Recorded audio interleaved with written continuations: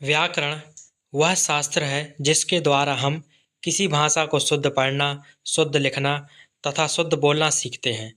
व्याकरण के प्रमुख 3 अंग होते हैं। पहला वर्ण विचार, दूसरा शब्द विचार, तीसरा वाक्य विचार। वर्ण विचार वर्ण विचार जिसके द्वारा हम वर्णों का शुद्ध लेखन, शुद्ध उच्चारण तथा शुद्ध प्रयोग करना सीखते हैं। वर्ण भाषा की सबसे छोटी इकाई ध्वनि है। इसके टुकड़े नहीं किए जा सकते।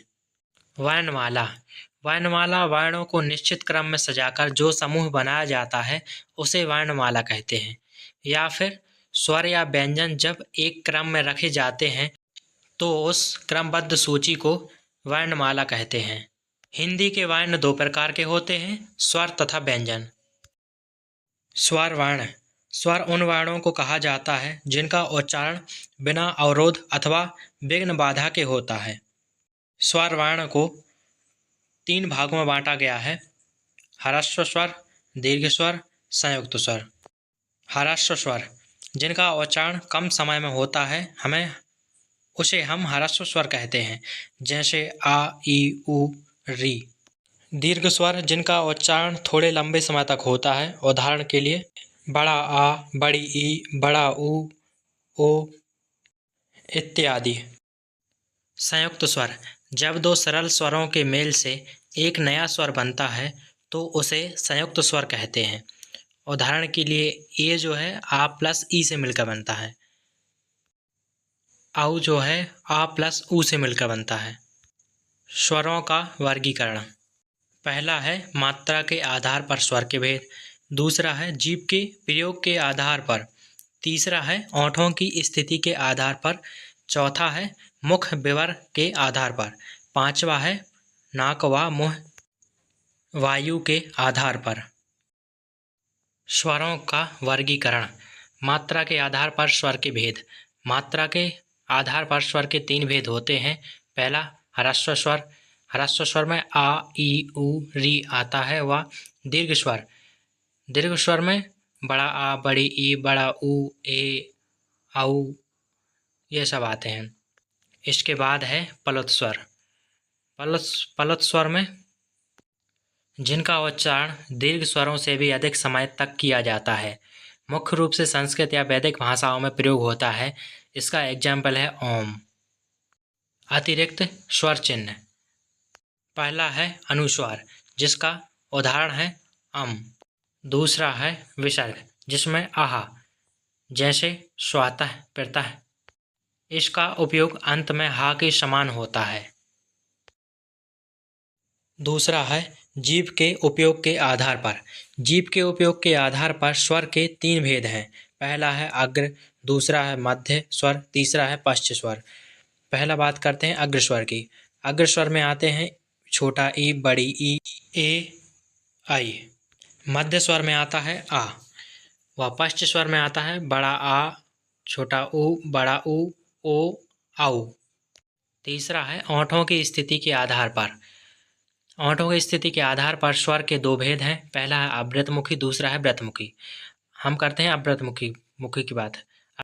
अवृतमुखी में आते हैं जैसे आ, ई, ए, आई। व व्रतमुखी में आते हैं उ, ओ, औ, अम। नाक मुंह से निकलने के आधार पर इसके 2 भेद हैं, अनुनासिक स्वर व निर्नुनासिक स्वर। पहला है अनुनासिक स्वर, इसमें आता है अम, आ, ई आदि। दूसरा है निर्नुनासिक स्वर, इसमें आता है छोटा आ, बड़ा आ, छोटी आदि। व्यंजन वर्ण: जिन वर्णों का उच्चारण स्वरों की सहायता से होता है वे व्यंजन वर्ण कहलाते हैं। हिंदी में व्यंजन वर्णों की संख्या 33 है। व्यंजन वर्णों का वर्गीकरण को 3 भागों में बांटा गया है। पहला है स्पर्श व्यंजन, दूसरा है अंतःस्थ व्यंजन, तीसरा है ऊष्म व्यंजन। स्पर्श व्यंजन में आता है का वर्ग, चा वर्ग, टा वर्ग, ता वर्ग, पा वर्ग। का वर्ग में आता है का, खा, गा, घा, अंगा। चा वर्ग में आता है चा, छा, जा, झा, इया। व टा वर्ग में आता है टा, ठा, डा, ढा, अड़ा। ता वर्ग में आता है ता, था, दा, धा, ना, और पा वर्ग में आता है पा, फा, बा, भा, मा। इसके बाद हम बात करते हैं अंतःस्थ व्यंजन। इसमें आता है या, रा, ला, वा। इसके बाद बात करते हैं उष्म व्यंजन।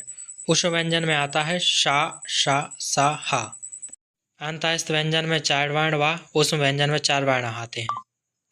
कभी कभी छा, त्रा, ज्ञा को मिलाकर 36 व्यंजन भी माने जाते हैं। घोषणत्व के आधार पर वर्ण के भेद। घोषणत्व के आधार पर व्यंजन के 2 भेद हैं, अघोष वर्ण व सघोष वर्ण। हम बात करते हैं अघोष वर्ण की। अघोष वर्ण में प्रत्येक वर्ण का पहला व दूसरा वर्ग का, खा, गा, छा, टा, ठा, ता, पा, फा, बा, इसमें 11 आते हैं वर्ण। ऊष्मा इंजन में श, श, श, ये 3 आते हैं। इसके बाद हम बात करते हैं सघोष वर्ण की। इसमें 29 वर्ण आते हैं। सघोष वर्ण प्रत्येक वर्ग का तीसरा, चौथा व पांचवा वर्ण गा, घा, डा, जा, झा, अञा, डा, ढा, अड़ा, दा, धा, ना, वा, मा। इसके बाद है सभी स्वर आ, ई, ऊ, री, ए, ऐ, ओ, औ। इसके बाद हम बात करते हैं अंतस्थ व्यंजन की। इसमें आता है या, रा, ला, वा, ये 4 ही आते हैं इसमें। यह है वर्णों के उच्चारण स्थान। जैसे कंठ से या गला से निकलने वाले शब्द हैं का, खा, गा, घा, अंगा और आ, बड़ा आ।